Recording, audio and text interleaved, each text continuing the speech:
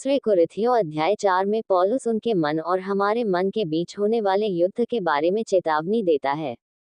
मिट्टी के बर्तनों में क्या खजाना है? देखिए, ये प्रश्न चिन्ह वाले मिट्टी के बर्तन जैसा है। पौलुस कहेगा कि हिम्मत मत हारो, जिसका अर्थ है हार न मानना, 2 बार कायर न बनना और यीशु के जीवन को भी 2 बार जीतना। तो इससे पहले कि हम आगे बढ़ें, आइए सुनिश्चित करें कि हमें उद्धार मिला है। मैं उस सुसमाचार की घोषणा करता हूँ जिसके द्वारा तुम उद्धार पाते हो, कि पवित्र शास्त्र के अनुसार मसीह हमारे पापों के लिए मरा और गाड़ा गया, और पवित्र शास्त्र के अनुसार तीसरे दिन जी भी उठा। इसलिए मसीह हमारे पापों के लिए क्रूस पर मरा, उसे कब्र में दफना दिया गया और वह तीसरे दिन फिर जीवित हो उठा। और यदि हम ऐसा विश्वास करें, जैसा कि कुरिन्थियों 15 के अध्याय 1 से 4 में कहा गया है, तो हम बच जाएंगे। तो आइए, ये सुनिश्चित करने का दूसरा तरीका देखें कि आप बचाए गए हैं, जो यह है कि आप रोमियो के अध्याय 1 से 5 तक को बार बार तब तक पढ़ें जब तक कि आप सुनिश्चित न हो जाएं कि आपको मुक्ति मिला है। और इस अध्याय में पौलुस जिस महिमा में सुसमाचार की बात कर रहा है वह क्या है? खैर, हम इसका पता लगाने जा रहे हैं। लेकिन आइए सबसे पहले देखें कि पौलुस ने दूसरे कुरिन्थियों के 3 अध्याय में आखिरी बात क्या कही थी। अब प्रभु वह आत्मा है, और जहाँ प्रभु की आत्मा है, वहाँ स्वतंत्रता है। तो आत्मा प्रभु की आत्मा है, और हमारे पास वह है। हम व्यवस्था से स्वतंत्र हैं, क्योंकि प्रभु ने पहले ही व्यवस्था को सिद्धता से निभाया है, और उसका आत्मा हम में है। परंतु जब हम सबके उघाड़े हुए चेहरे से प्रभु का महिमा में रूप दर्पण में देखकर प्रभु के द्वारा जो आत्मा है, हम उसी तेजस्वी रूप में अंश अंश कर बदलते जाते हैं। अतः हमारा चेहरा खुला है और हम दर्पण के समान प्रभु की महिमा को देखते हैं। जैसा कि बाइबल में है, जब हम शब्दों को पढ़ते हैं तो उसी छवि में परिवर्तित हो जाते हैं। अतः प्रभु की आत्मा के द्वारा हम महिमा से महिमा तक भक्ति और परमेश्वर के स्वरूप में बदलते जाते हैं। अतः हमारे अंदर का आत्मा उसके वचन का उपयोग करता है, जैसा कि यहाँ कहा गया है कि यह परमेश्वर के अनुग्रह से है कि वह हमें अपने पुत्र का आत्मा देता है। जब हम विश्वास करते हैं कि हमारे अंदर उसकी आत्मा है तो वह हमें उसके वचन को समझने में सहायता करती है। अतः पवित्र बाइबल सही रूप से विभाजित मसीह का मन है। तो चलिए चौथा अध्याय शुरू करते हैं। सो जब हमने ये सेवा पाई, तो परमेश्वर के पुत्र की आत्मा के द्वारा सेवा करना। इस नए नियम की सेवकाई में, जैसा कि हमने दया प्राप्त की है, हम हिम्मत नहीं हारते। अतः बचाए जाने के द्वारा हमें दया प्राप्त हुई है, और इसलिए हम चाहते हैं कि अन्य लोग भी बच जाएं। और इसलिए हम बेहोश नहीं होंगे, हम हार नहीं मानेंगे, हम कायर नहीं बनेंगे। हम सुसमाचार बांटने जा रहे हैं, लेकिन बेईमानी की छिपी हुई बातों को त्याग दिया है। इसलिए हमने बेईमानी की छिपी हुई बातों को अस्वीकार कर दिया है। हम वैसे नहीं होंगे, न तो चतुराई से चलो और न परमेश्वर के वचन में छल से काम लो। इसलिए हम धूर्तता से जीवन नहीं जिएंगे और हम परमेश्वर के वचन को धोखे से नहीं संभालेंगे। इसका अर्थ यह है कि आप जानते हैं, हम परमेश्वर के वचन को सही ढंग से विभाजित करने जा रहे हैं, लेकिन सत्य के प्रकटीकरण के द्वारा परमेश्वर की दृष्टि में प्रत्येक व्यक्ति के विवेक के सामने स्वयं को प्रस्तुत करते हुए। अतः सत्य को उजागर करके हम प्रत्येक व्यक्ति के विवेक पर यह निर्णय करने का दायित्व डालते हैं कि हम सत्य बोल रहे हैं या नहीं, क्योंकि सत्य लोगों के दिलों में गूंजेगा। तो हम प्रभु की आत्मा की सेवा कर रहे हैं, क्योंकि हम पर दया हुई है।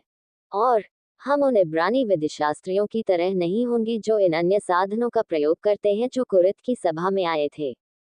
परंतु यदि हमारा सुसमाचार छिपा है, तो यह नाश होने वालों के लिए छिपा है। ठीक है, अतः यदि हमारा सुसमाचार छिपा हुआ है, तो यह उन खोए हुए लोगों के लिए छिपा हुआ है, जिनके मनों को इस संसार के परमेश्वर ने अंधा कर दिया है, उन अविश्वासियों के मनों को अंधा कर दिया है, ताकि मसीह के महिमा में सुसमाचार का प्रकाश, जो परमेश्वर की छवि है, उन पर न चमके। अतः शैतान ने हमारे मनों को अंधा कर दिया है। यह ऐसा है जैसे, आप जानते हैं, खोए हुए लोगों के मन पर एक छोटा सा पर्दा है, लेकिन ध्यान दें कि यह कैसे कहता है कि शैतान वह है जिसमें इस संसार का परमेश्वर है। अतः इस संसार का परमेश्वर वह छोटा जी परमेश्वर है, जो शैतान है, और वह है जिसमें हम आत्मिक रूप से अपने पापों में बने हैं, परंतु अब हम आत्मिक रूप से जीवित भी बनाए गए हैं। तुम पहले इस संसार की रीति पर और आकाश के अधिकार के हाकिम अर्थात उस आत्मा के अनुसार चलते थे जो अब भी कार्य करता है। अब अवज्ञा के बच्चों को देखो। वैसे ही आकाश के अधिकार का हाकिम शैतान है, और उसका आत्मा उन संतानों में कार्य करता है जो सुसमाचार पर विश्वास न करके आज्ञा न मानते हैं, जिनमें हम भी सब के सब पहले अपने शरीर की अभिलाषाओं में जीवन बिताते थे और शरीर और मन की लालसाएं पूरी करते थे, और औरों के समान स्वभाव ही से क्रोध की संतान थे। तो अतीत में हम इस संसार की चाल के अनुसार चलते थे। शैतान जो चाहता था, और हम बस वही चाहते थे जिससे हमें अच्छा महसूस हो और जो हम चाहते थे। मैं स्वयं और हम क्रोध के बच्चे थे। हम परमेश्वर से घृणा करते थे, परंतु परमेश्वर जो दया का धनी है, उस बड़े प्रेम के कारण जो उसने हमसे प्रेम किया, इसलिए वह हमारे स्थान पर मर गया ताकि हम उसकी आत्मा प्राप्त कर सकें। ठीक है, तो उसने मन को अंधा कर दिया है ताकि मसीह की महिमा में सुसमाचार का प्रकाश, जो परमेश्वर का स्वरूप है, उस पर न पड़े। तो मसीह पृथ्वी पर है, आप जानते हैं, परमेश्वर को उन पर प्रकाश डालना चाहिए। अतः शत्रु, वह सदैव उन सभी बातों के विरुद्ध रहा है जो परमेश्वर करना चाहता है। अतः अतीत में शैतान ने अदन की वाटिका में मानव जाति के पतन में सफलता प्राप्त की, और वह स्वतः ही इस संसार का परमेश्वर बन गया। बाबेल की मीनार पर शैतान ने मानव जाति को सृष्टिकर्ता की बजाय उसकी और यहाँ तक कि स्वयं की पूजा करने और उसे आदर्श मानने के लिए राजी किया। मूसा के समय, जब मूसा 10 आज्ञाएं प्राप्त कर रहा था, तब शैतान ने इस्राएल के लोगों को एक सोने की मूर्ति बनाने के लिए राजी किया, और शैतान मसीह की सांसारिक सेवकाई के विरुद्ध था, और उसने मसीह को इस संसार के राज्यों की पेशकश भी की। परंतु मसीह ने उसकी आराधना करने से इनकार कर दिया, और वह शैतान के विरुद्ध था। उसने यीशु मसीह और पृथ्वी पर उसके अनुयायियों का विरोध किया, और अब वह पौलुस और पौलुस की सेवकाई का विरोध कर रहा है। इसलिए उसे वायु की शक्ति का राजकुमार कहा जाता है। इफिसियों अध्याय 2 में वह अनाज्ञाकारिता की संतानों में कार्य कर रहा है ताकि वे देखकर विश्वास न कर सकें। लेकिन वे ऐसा कर सकते हैं, क्योंकि वे ऐसा नहीं कर सकते। उनके पास स्वतंत्र इच्छा है, इसलिए उन्हें विश्वास करना होगा कि मसीह ने उनके लिए क्या किया है। यूहन्ना 14:30 में प्रभु ने उसे इस संसार का राजकुमार कहा है। शैतान का लक्ष्य पापियों को सुसमाचार के प्रति अंधा करना है, नंबर 1, और नंबर 2, तथा संतों को रहस्य के प्रति अंधा करना है। किंग जेम्स बाइबल को सही रूप से न समझकर विभाजित किया गया। पौलुस ने कहा कि मेरा सुसमाचार, मेरा मतलब पौलुस है, पतरस नहीं, और सुसमाचार अनुग्रह का सुसमाचार है, राज्य का सुसमाचार नहीं। शैतान नहीं चाहता कि खोए हुए लोग ये जाने कि परमेश्वर के पुत्र यीशु मसीह ने लगभग 2000 वर्ष पहले ही मानव जाति के भूत, वर्तमान और भविष्य के सभी पापों का मूल्य चुका दिया है। परमेश्वर की इच्छा क्या है? कौन चाहता है कि सभी मनुष्य उद्धार पाएं और सत्य का ज्ञान प्राप्त करें? प्रथम तीमुथियुस 2:4। शैतान नहीं चाहता कि विश्वासी रहस्य को समझें। ठीक है, इससे पहले कि हम महिमा में सुसमाचार को देखें, आइए बाइबल को समझने के लिए इस नियम को देखें। इसमें कहा गया है कि अपने आप को परमेश्वर का ग्रहण योग्य, ऐसा काम करने वाला दिखाने के लिए अध्ययन करो जो लज्जित होने न पाए, और जो सत्य के वचन को ठीक रीति से बांटता हो। दूसरा तीमुथियुस 2:15। इसलिए हमें स्वयं बाइबल का अध्ययन करना होगा और उस पर काम करना होगा, ताकि हमें मसीह के न्याय आसन पर शर्मिंदा होने की आवश्यकता न हो। हमें सत्य के वचन को, अर्थात रहस्य में जो सत्य हमारा है, उस सत्य से जो भविष्यवाणी में इस्राएल का है, सही रूप से अलग करना है। तो आपकी बाइबल, सरल शब्दों में, भविष्यवाणी, रहस्यमय भविष्यवाणी है। अतः उत्पत्ति से लेकर प्रेरितों के काम 9 तक का समय इस्राएल के लिए भविष्यवाणी है। परंतु अब रोमियो 2 में फिलेमोन मसीह की देह के लिए रहस्य है, और उसके बाद आने वाले युगों में इब्रानियों से लेकर प्रकाशित वाक्य तक इस्राएल के लिए और अधिक भविष्यवाणी है। तो ये नीले रंग की पुस्तकें उन लोगों के लिए हैं जो स्वर्ग में रहेंगे, जबकि लाल रंग की पुस्तकें उन लोगों के लिए हैं जो पृथ्वी पर रहेंगे। संपूर्ण बाइबल हमारे लिए है, परंतु संपूर्ण बाइबल हमारे लिए या हमारे बारे में नहीं है। बाइबल का अधिकांश भाग राजा और पृथ्वी पर उसके राज्य के बारे में है। तो आइए महिमा में सुसमाचार पर नजर डालें। ये यीशु के जीवन को हमारे महिमामंडन के अग्रिम भुगतान के रूप में हम पर आरोपित करना है। अर्थात ये तथ्य कि हमें स्वर्गारोहित किया जाएगा। अतः हम देखते हैं कि इनमें से कुछ आयतों में जिन्हें हम देखने जा रहे हैं, 2 कुरिन्थियों अध्याय 1 आयत 22, गलातियों अध्याय 2 आयत 20 और कुलुसियों अध्याय 1 आयत 27, परंतु 2 कुरिन्थियों अध्याय 5 आयत 21 में भी, क्योंकि जो पाप से अज्ञात था, उसी को उसने हमारे लिए पाप ठहराया कि हम उसमें होकर परमेश्वर की धार्मिकता बन सकें। अतः जब हम विश्वास करते हैं, तो हमारे पाप उस पर डाल दिए जाते हैं, और यह क्रूस पर हुआ था, और हम अपने में उसकी आत्मा को प्राप्त करते हैं, जो कि उसकी धार्मिकता या उसके जीवन के समान ही है। सो उसने मेरा पाप ले लिया, और मैंने उसकी धार्मिकता प्राप्त की। अब उसी ने हमें तुम्हारे साथ मसीह में स्थिर किया, और हमें अभिषेक किया, उसी ने हम पर छाप भी कर दी है और बयाने में आत्मा हमारे मनों में दी है। 2 कुरिन्थियों अध्याय 1 आयत 21 और 22, और हम दोनों ही मुहरबंद हैं। अतः हम पर मुहर लगा दी गई है, और हमारे हृदय में उसकी आत्मा है। और फिर कुलुसियों अध्याय 1 आयत 27 में कहा गया है, जो पवित्रीकरण और महिमा में धार्मिकता देख सकते हैं। अतः एक बार जब हम अध्यारोपित धार्मिकता, अर्थात हमारे अंदर उसकी आत्मा को समझ लेते हैं, तब ऐसा हो जाता है, तब ये आयतें सत्य हैं। इसलिए जब हम विश्वास से धर्मी ठहरे, तो अपने प्रभु यीशु मसीह के द्वारा परमेश्वर के साथ मेल रखें। यही हमारा धर्मी ठहरना है, जिसमें विश्वास के कारण उस अनुग्रह तक, जिसमें हम बने हैं, हमारी पहुंच भी हुई। अतः यीशु मसीह के द्वारा हम तक पहुंच प्राप्त है। हम पिता के पास, और यही हम हैं, और हम पूरी तरह से खड़े हैं क्योंकि हमारे अंदर उनकी आत्मा है। और यही कला है, हम अपनी पवित्रता को अलग रखते हैं और परमेश्वर की महिमा की आशा में आनंदित होते हैं। यही हमारी परमानंद की आशा है। रोमियो 5 अध्याय आयत 1 और 2। यहाँ महिमा में सुसमाचार के बारे में एक और श्लोक है। क्या तुम नहीं जानते कि तुम्हारी देह पवित्र आत्मा का मंदिर है, जो परमेश्वर की ओर से तुम में बसा है, और तुम अपने नहीं हो, क्योंकि तुम दाम देकर मोल लिए गए हो।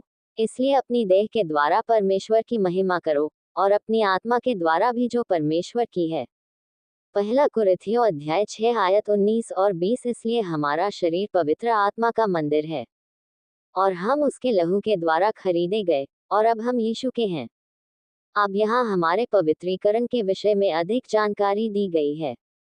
क्या तुम नहीं जानते कि हम जितनों ने यीशु मसीह का बपतिस्मा लिया तो उसकी मृत्यु का बपतिस्मा लिया? हमने उसकी मृत्यु में बपतिस्मा लिया। यह एक सूखा बपतिस्मा था, एक आत्मिक बपतिस्मा। इसलिए हम भी बपतिस्मा से मृत्यु में उसके साथ गाड़े गए। सो हम भी उसके साथ क्रूस पर मर गए, और उसके साथ गाड़े गए, ताकि जैसे मसीह पिता की महिमा के द्वारा मरे हुओं में से जिलाया गया, वैसे ही हम भी नए जीवन की सी चाल चलें। अतः अब हम नए जीवन में चलने के लिए पुनरुत्थित हुए हैं, अर्थात हम में उसका जीवन, न कि हमारा जीवन। रोमियो 6 3 और 4 और गलातियों 2 अध्याय आयत 20 में, मैं मसीह के साथ क्रूस पर चढ़ाया गया हूँ। तो भी मैं जीवित नहीं हूँ, पर मसीह मुझ में जीवित है, और मैं शरीर में अब जो जीवित हूँ वह मसीह मुझ में जीवित है। इस देह में मैं परमेश्वर के पुत्र पर विश्वास से जीवित हूँ, जिसने मुझसे प्रेम किया और मेरे लिए अपने आप को दे दिया। गलातियों 2 अध्याय आयत 20। तो ये इस तथ्य को देख रहे हैं कि न केवल मसीह हमारे और रोज के लिए मरा, बल्कि मैं उसके साथ मरा और जी उठा। इसलिए, अरे, तुम्हें पता है, मैं अब वह जीवन जी सकता हूँ जो मुझे जीना चाहिए। तो आइए हम चौथे अध्याय से आगे बढ़ें, क्योंकि हम अपने आप को नहीं, बल्कि प्रभु यीशु मसीह को, और अपने आप को, जो तुम्हारे सेवक हैं, यीशु के कारण प्रचार करते हैं। इसलिए हम मसीह का प्रतिनिधित्व करते हैं और उसका प्रचार नहीं करते। ये वही है जो उसने किया है। हम में मसीह की आत्मा की सामर्थ्य, उसके वचन का प्रयोग करते हुए, हमें उसकी आत्मा के योग्य सेवक और राजदूत बनाती है। इसलिए कोई भी प्रभु की आत्मा के बिना स्वर्ग नहीं जा सकता। तो आइए उन आयतों पर नजर डालें। स्वर्ग जाने के लिए हमें अपने अंदर उसकी आत्मा की आवश्यकता है। परंतु जबकि परमेश्वर का आत्मा तुम में बसता है, तो तुम शरीर में नहीं, परंतु आत्मिक हो। यदि किसी में मसीह का आत्मा नहीं तो वह उसका जन नहीं। इसलिए यह आवश्यक है कि आप में मसीह की आत्मा हो। रोमियो 8:9। और यदि मसीह तुम में है, तो देह पाप के कारण मरी हुई है, परंतु आत्मा तो धार्मिकता के कारण जीवन है। हमारा शरीर पापमय स्वभाव वाला है, परंतु हमारी आत्मा पापमय है। लेकिन आत्मा ही जीवन है। धार्मिकता के कारण ही हमने उसकी धार्मिकता, उसकी आत्मा और उसका जीवन प्राप्त किया है। परंतु यदि उसी का आत्मा जिसने यीशु को मरे हुओं में से जिलाया तुम में बसा हुआ है, तो जिसने मसीह को मरे हुओं में से जिलाया, वह तुम्हारी मरनहार देहों को भी अपने आत्मा के द्वारा जो तुम में बसा हुआ है जिलाएगा। अतः हमारे पास जो नश्वर शरीर हैं, वे जब तक हम उनमें हैं, परमेश्वर की सेवा करने के लिए सजीव रहेंगे। क्योंकि परमेश्वर ने आज्ञा दी कि अंधकार में से ज्योति चमके, वही हमारे हृदयों में चमका कि परमेश्वर की महिमा की पहचान की ज्योति यीशु मसीह के चेहरे से प्रकट हो। तो वही परमेश्वर जिसने कहा उजियाला हो, और उजियाला हो गया। उत्पत्ति 1:3 ने अपनी ज्योति को चमकाया है और पौलुस तथा उसके साथियों के हृदय को प्रबुद्ध किया है, जिससे उन्हें स्वर्ग से मसीह अब क्या कर रहे हैं, इसकी स्पष्ट समझ प्राप्त हुई है। अतः स्वर्ग से मसीह अब अनुग्रह के वितरण के दौरान मसीह के शरीर का निर्माण करने का रहस्य पूरा कर रहा है, और वह अपनी आत्मा की सेवा कर रहा है, और यह यीशु मसीह के चेहरे पर है। यही वह महिमा है जो चमकती है। प्रभु की महिमा हमारे हृदयों में चमक उठी है। ठीक है, मुझे नहीं पता कि मैं पा सकूंगा या नहीं। मैं प्रकाश जलाना चाहता था, अब लाइट काम नहीं कर रही है। ओह वहाँ ये जाता है। ठीक है, हमारे दिलों में चमको। ठीक है, तो हम समझते हैं कि परमेश्वर क्या कर रहा है, क्योंकि हमारे अंदर उसकी आत्मा ने हमें इसे समझने में मदद की है। और ठीक उसी तरह जैसे इससे पौलुस और उसके साथियों को इसे समझने में मदद मिली। लेकिन हमारे पास ये खजाना मिट्टी के बर्तनों में है। ठीक है, तो हमारे शरीर मिट्टी के बर्तनों के समान हैं, ताकि उनकी शक्ति हमारी नहीं, बल्कि परमेश्वर की ओर से प्रकट हो। तो हम ये पता लगाने जा रहे हैं कि खजाना क्या है। तो यह उसकी शक्ति है, हमारी नहीं। हम हर तरफ से परेशान हैं, फिर भी परेशान नहीं हैं। ठीक है, तो पौलुस हर तरफ से परेशान था क्योंकि उसने इफिसुस में अपनी सेवकाई खो दी थी और उसे एक ही दिन में वहां से जाना पड़ा। ओह, आप जानते हैं, वहां भीड़ ने हंगामा मचा दिया। और अब वह कुरिन्थियों की कलीसिया के बारे में चिंतित है, क्योंकि उनमें से कुछ लोग अपने प्रेरित पौलुस का अनुसरण नहीं कर रहे हैं। लेकिन वह परेशान नहीं है क्योंकि वह जानता है कि उसने किस पर विश्वास किया है। हम हैरान हैं, लेकिन निराश नहीं हैं। पौल इस बात से उलझन में है कि आप जानते हैं, परमेश्वर ने हमें बचाने के लिए सब कुछ किया है, और हमें केवल विश्वास करना है और कुछ नहीं करना है। और आप जानते हैं कि हर कोई उसे अपना नहीं रहा है, और जो उसने किया है उस पर विश्वास क्यों नहीं कर रहा है और उसकी भावना को क्यों स्वीकार नहीं कर रहा है। लेकिन त्रासदी यह है कि परमेश्वर के पुत्र ने लगभग 2000 वर्ष पहले हमें अनंत यातना से बचाने के लिए सब कुछ किया, और लोग अभी भी सुसमाचार पर विश्वास करने से इनकार करते हैं। और क्यों? और यही निंदा है। वह ज्योति जगत में आ गई है, और मनुष्यों ने अंधकार को ज्योति से अधिक प्रिय जाना क्योंकि उनके काम बुरे थे। प्रभु ने यूहन्ना 3:19 में ऐसा कहा। तो आप जानते हैं कि मनुष्य जाति को पसंद करने वाले पुरुष ईश्वर पर विश्वास करने और अनंत जीवन पाने के बजाय टीवी, इंटरनेट या अपने फोन पर सेक्स और हिंसा देखना पसंद करते हैं। ठीक है, यह एक मूर्खतापूर्ण विकल्प है। सताए गए लेकिन त्यागे नहीं गए। अतः पौलुस को सुसमाचार और रहस्य को साझा करने के कारण सताया जा रहा था, परंतु उसे त्यागा नहीं गया क्योंकि मसीह विश्वासियों में है। कठिनाइयों के कारण पौलुस को ऐसा महसूस हुआ जैसे वह एक पहलवान है जिसे मैट पर गिरा दिया गया हो, लेकिन वह नष्ट नहीं हुआ क्योंकि वह अभी भी जीवित था। ठीक है, तो आइए समय रेखा पर एक नजर डालें। ठीक है, सबसे पहले मैं बस इतना कहना चाहता हूँ कि सुलेमान के बरामदे में, जहाँ अन्य जातियों को जाने की अनुमति नहीं थी, पतरस ने प्रचार किया, और उसने कहा कि वह उन बातों का प्रचार कर रहा था, वे सभी बातें जो परमेश्वर ने संसार के आरंभ से अपने सभी पवित्र भविष्यद्वक्ताओं के मुख से कही थी। प्रेरितों के काम 3:21 में, और जब से संसार की शुरुआत हुई है, परमेश्वर ने आदम से शुरू होकर पृथ्वी पर राजतंत्र के बारे में बात की थी। परंतु पौलुस ने कहा, अब जो तुम्हें मेरे सुसमाचार के अनुसार स्थिर कर सकता है, जो अनुग्रह का सुसमाचार है, अर्थात वह सुसमाचार कि तुम उसका आत्मा पा सकते हो, यदि तुम उस पर, जो उसने कलवरी पर किया, और यीशु मसीह के प्रचार पर, उस भेद के प्रकाशन के अनुसार विश्वास करो, जो जगत के आरंभ से गुप्त रहा था, पर अब प्रकट हुआ है। अतः पौलुस मसीह, स्वर्गीय सेवकाई, मसीह का प्रचार उस रहस्य के अनुसार कर रहा है जिसे संसार के आरंभ से गुप्त रखा गया था, जबकि पतरस ने उस बात का प्रचार किया जिसे संसार के आरंभ से सभी पवित्र भविष्यद्वक्ताओं ने कहा था। तो ये अलग अलग लोगों के लिए अलग अलग संदेश, अलग अलग निर्देश हैं। ठीक है, तो आइए देखें कि हम इनमें से कुछ को कैसे समझ सकते हैं। इसलिए मैं समरेखा के इस भाग पर ध्यान देने जा रहा हूँ, क्योंकि हमें सत्य के वचन को सही ढंग से विभाजित करना है। दूसरा तीमुथियुस अध्याय 2 के 15 आयत हमें भविष्यवाणी को रहस्य से अलग करना होगा। और फिर हमारे पास पुनः भविष्यवाणी है। ठीक है, तो मैं यहाँ ज्यादा तेजी से आगे नहीं बढ़ूंगा। इसलिए यूहन्ना बपतिस्मा देने वाले ने यीशु मसीह का परिचय कराया, और उसने 3.5 साल तक सेवकाई की और उसने 12 प्रेरितों को नियुक्त किया। और फिर वह क्रूस पर मर गया, दफनाया गया और फिर से जी उठा, और 40 दिनों तक यहीं रहा और अपने 12 प्रेरितों से बात की। और फिर वह स्वर्ग में चढ़ गया, और उसने प्रेरितों के काम 2 में पवित्र आत्मा को 12 प्रेरितों और ऊपरी कमरे में मौजूद बाकी 120 लोगों पर भेजा, और उन्होंने इसराइल के लिए पृथ्वी पर राज्य का एक नया प्रस्ताव दिया ताकि वे विश्वास करें कि यीशु ही उनका मसीहा था। लेकिन इस प्रस्ताव को इसराइल के पुरनियों और आध्यात्मिक नेताओं ने अस्वीकार कर दिया जब उन्होंने स्तिफनुस को पत्थरवाह किया, जो प्रेरितों के 7वें अध्याय में पतरस के समूह का हिस्सा था। और इस तरह राष्ट्र का पतन हो गया। लेकिन पीटर का छोटा समूह नहीं गिरा। उनका मानना था कि यीशु ही मसीहा थे, और वे तब तक ऐसा करते रहे जब तक कि उन्हें रोक नहीं दिया गया और उनकी सेवकाई बाधित और स्थगित नहीं कर दी गई।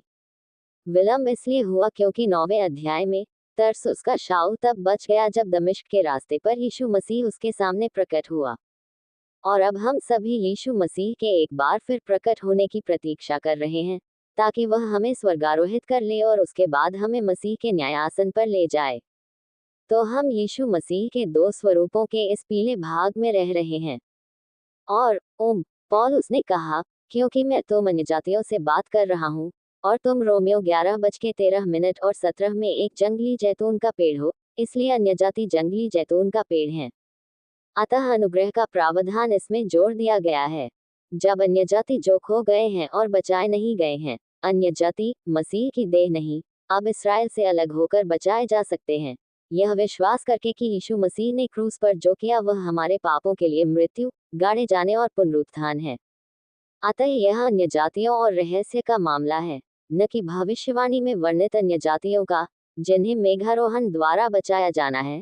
फिर जो बचाए गए हैं वे मेघारोहित किए जाएंगे और खोए हुए अन्यजाति जो अभी भी जीवित हैं, वे क्लेश के 7 वर्षों में जाएंगे।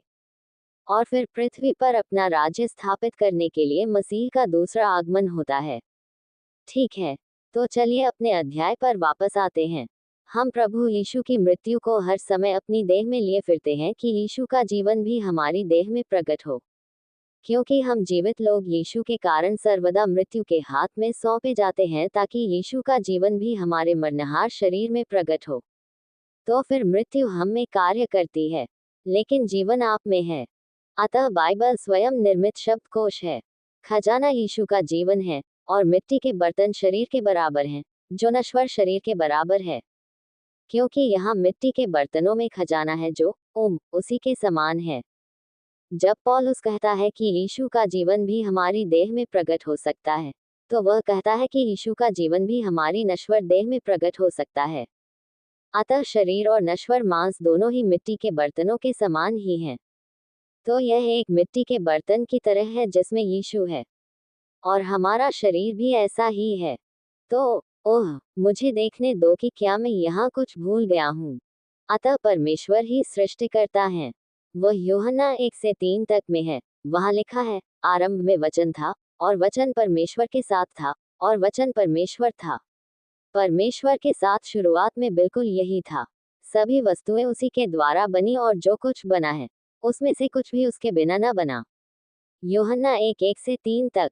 तो आप जानते हैं, स्वर्ग और पृथ्वी का निर्माता हम में है। और फिर ये पहले यूहन्ना 5:7 में कहता है, क्योंकि स्वर्ग में 3 हैं जो गवाही देते हैं, पिता, वचन और पवित्र आत्मा, और ये तीनों एक हैं। तो आप जानते हैं, ये ईश्वरत्व है, पिता है, और शब्द पुत्र और पवित्र आत्मा है, और वे एक हैं। ठीक है, अतः पौलुस कहता है कि मृत्यु का कार्य हम में है, परंतु जीवन का कार्य तुम में है। चूंकि परमेश्वर स्वर्ग में है, वह अपने जीवन द्वारा हमारे शरीरों का उपयोग करना चाहता है। इसलिए हम स्वयं के लिए मरने के लिए तैयार रहें और मसीह को हमारे शरीरों का उपयोग करने की अनुमति दें। रोमियो 12:1 और 2। इसलिए हे भाइयों, मैं तुमसे परमेश्वर की दया स्मरण दिलाकर विनती करता हूँ कि अपने शरीरों को जीवित बलिदान करके चढ़ाओ, पवित्र और परमेश्वर को स्वीकार्य, यही आपकी विवेकपूर्ण सेवा है। इसलिए हम अपने शरीर को मसीह के लिए जीवित बलिदान के रूप में प्रस्तुत करने जा रहे हैं और हम, आप जानते हैं, पवित्र और स्वीकार्य जीवन जिएंगे और इस संसार के अनुरूप नहीं बनेंगे। खोए हुओं के समान आचरण मत करो, परंतु वचन के द्वारा तुम्हारे मन के नए हो जाने से तुम्हारा चाल चलन भी बदलता जाए, जिससे तुम परमेश्वर की भली और भावती और सिद्ध इच्छा अनुभव से मालूम करते रहो। अतः हम जानते हैं कि उसकी क्या इच्छा है कि सभी मनुष्य उद्धार पाएं और सत्य का ज्ञान प्राप्त करें। परमेश्वर हमें अपना जीवन देता है और उसका जीवन हमारे द्वारा जीवित रहना चाहता है, जब हम उसके वचन में अपने मनों को नया करते हैं।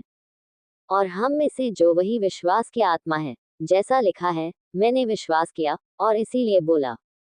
हम भी विश्वास करते हैं, इसलिए बोलते हैं। सो हम में भी तुम्हारे समान ही विश्वास की आत्मा है। और वह पौलुस भजन 1:16 उद्धृत करता है, क्योंकि तुम जानते हो कि जिसने प्रभु यीशु को जिलाया, वही हमें भी यीशु में जिलाएगा और तुम्हारे साथ उपस्थित करेगा। तो जैसे मसीह को जिलाया गया, आप जानते हैं कि विश्वासियों को भी जिलाया जाएगा और प्रस्तुत किया जाएगा। अतः कुलुस्सियों 3:4 में पौलुस ने लिखा, जब मसीह जो हमारा जीवन है प्रकट होगा, तब तुम भी उसके साथ महिमा सहित प्रकट किए जाओगे। अतः मसीह के न्याय आसन के बाद यीशु मसीह हमें पिता के सामने प्रस्तुत करेंगे और कहेंगे, देखो वे सब वस्तुएं तुम्हारे लिए हैं, ताकि बहुतों के धन्यवाद के द्वारा अनुग्रह बहुतायत से होकर परमेश्वर की महिमा के लिए बढ़े। अतः पौलुस जो कुछ भी कर रहा है वह कुरिन्थियों के लिए और मसीह की देह के लिए है, ताकि हम सब जब स्वर्ग पहुंचे तो कृतज्ञ हों और परमेश्वर ने हमारे लिए जो कुछ किया है उसके लिए उसकी महिमा के लिए अपनी स्तुति को प्रतिध्वनित करें। हमारे पास कोई आशा नहीं थी और मसीह ने हमें बचाया। और यह वैसा ही है जैसे जब सेना कहती है, हुर्रे। हम सब मिलकर यह बात कहेंगे। और बस, आप जानते हैं, ईश्वरत्व को, विशेष रूप से प्रभु को, हमारे लिए उनके बलिदान के लिए बहुत बहुत धन्यवाद कहें, क्योंकि ईश्वर ने कुछ भी नहीं छिपाया था। आप जानते हैं, वे हमें बचाने के लिए चरम सीमा तक चले गए, जिसके लिए ईश्वर को धन्यवाद और महिमा मिलनी चाहिए।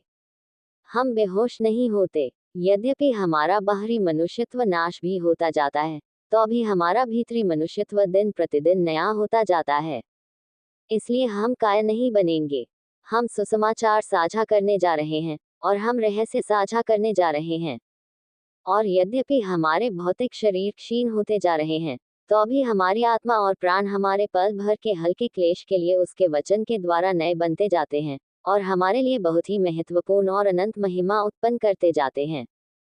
तो तथ्य यह है कि आप जानते हैं, हम कोशिश कर रहे हैं, हम हार नहीं मानते। हम दूसरों को बचाने और रहस्य को समझने में मदद करने के लिए आगे बढ़ते हैं, तथा आप जानते हैं, पॉलिन, सत्य से अनभिज्ञ नहीं रहते हैं। हमारे कष्ट प्रायः बहुत बड़े और असहनीय प्रतीत होते हैं और कुछ लोगों को वास्तव में कठिनाइयां होती हैं, लेकिन वे अनंत काल की तुलना में अस्थायी और हल्के होते हैं। इसलिए संदेश को बाहर तक पहुंचाने की कोशिश में हमें जो कष्ट सहना पड़ता है, वह इतना अधिक नहीं है। ठीक है, लेकिन ये बहुत अधिक और अनंत महिमा के साथ काम कर रहा है, क्योंकि स्वर्ग में मसीह के शरीर में और अधिक लोग बचाए जाएंगे और ऐसे और अधिक विश्वासी होंगे जो रहस्य से अनभिज्ञ नहीं रहेंगे। यद्यपि हम उन चीजों को नहीं देखते जो दिखाई देती हैं, हम पृथ्वी को नहीं देखेंगे, बल्कि उन चीजों को देखेंगे जो दिखाई नहीं देती। हम स्वर्ग को देखने जा रहे हैं, क्योंकि जो चीजें दिखाई देती हैं वे अस्थायी हैं, परंतु जो चीजें दिखाई नहीं देती वे शाश्वत हैं। ये पृथ्वी केवल अस्थायी है। एक बार जब यह नई पृथ्वी बन जाएगी तो ये बहुत बेहतर हो जाएगी। ठीक है, तो हमें ऐसा करना चाहिए। और नया स्वर्ग, इसलिए अपना स्नेह स्वर्गीय वस्तुओं पर लगाओ, पृथ्वी की नहीं। कुलुस्सियों 3:2, जिसने अपने आप को हमारे लिए दे दिया कि हमें इस वर्तमान बुरे संसार से छुड़ाए, हमारे परमेश्वर और पिता की इच्छा के अनुसार।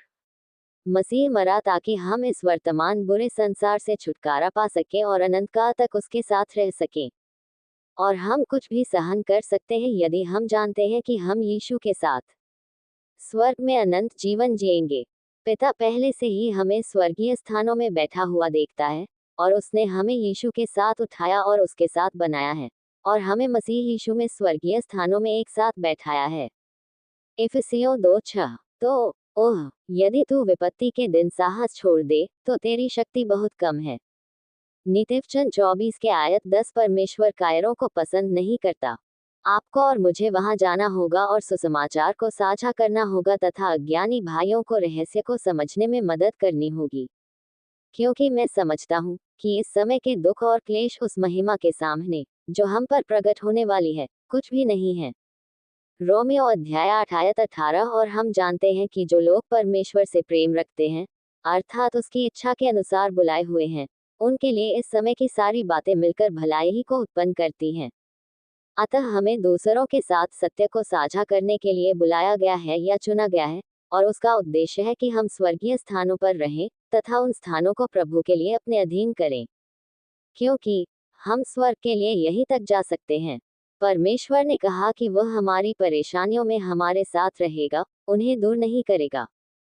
मसीह में हमें जो अनंत आशीषें प्राप्त हैं, उन पर ध्यान केंद्रित करने से हमें अपने अस्थायी हल्के कष्टों को सहन करने में सहायता मिल सकती है।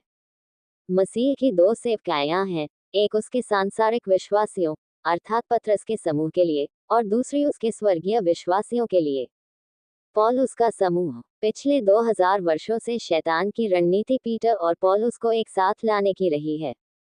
हमारा ध्यान मसीह की सेवा करके उसकी महिमा के लिए स्वर्ग में पुरस्कार पाने पर है। जैसे जैसे हम पृथ्वी पर आस्था के लिए संघर्ष करते हैं, हमें अपने समय को प्राथमिकता देनी होगी। तो यहाँ कुछ किताबें हैं जो आपकी मदद कर सकती हैं। हमारे पास परमेश्वर का रहस्य है। हमारे पास पौलुस के पत्रों, दूसरे कुरिन्थियों, एक टिप्पणी और सही ढंग से विभाजित दूसरे कुरिन्थियों अध्ययन मार्गदर्शिका के लिए एक अध्ययन मार्गदर्शिका है। ये पुस्तकें उससे कहीं बेहतर हैं जो मैं इस अल्प समय में आपको बता सकता हूँ। इस पुस्तक में आपको ट्रैक्ट मिलेंगे। आप इन 3 ट्रैक्टों को काट सकते हैं और वे अंग्रेजी या स्पेनिश में हैं। यदि आपके पास किंडल अनलिमिटेड है, तो आप हमारी किताबें अमेज़न पर मुफ्त में पढ़ सकते हैं। हमारी वेबसाइट marianmenele.com, हमारे YouTube चैनल मोक्ष, सही ढंग से विभाजन और रैप्चर, सच कहा जाए, पर भी हमारे कुछ वीडियो हैं। हमारा ईमेल पता x9@gmail.com है।